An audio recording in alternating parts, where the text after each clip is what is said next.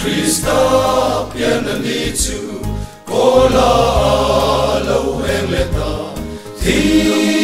lung li lo thâu lên Bethlehem lam Mithira ko vel ma mo Isua Krista canta na lo piang chu apian nan Bethlehem le ran cho pen na the na tom lo e tan tin lung munikiana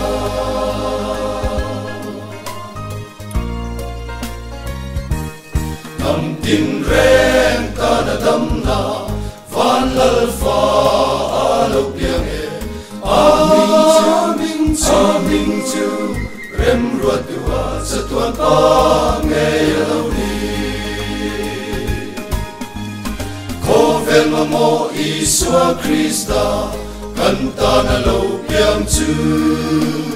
apian nan Bethlehem le ran cho pen na the na tom lua e kan tin lung munikiana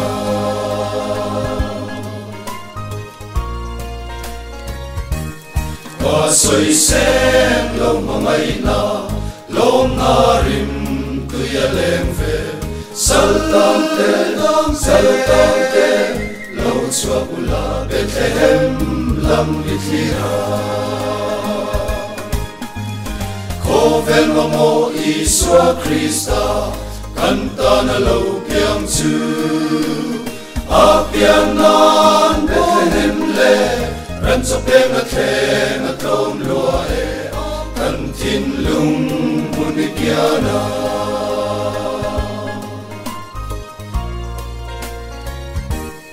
Amoy me kalal chu rem na lal puana sine leile va lal berani rem na lal berani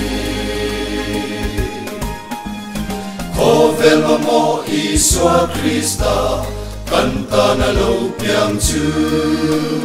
apian nan Bethlehem le ran cho pen na the na tom lua e kan tin lung munikiana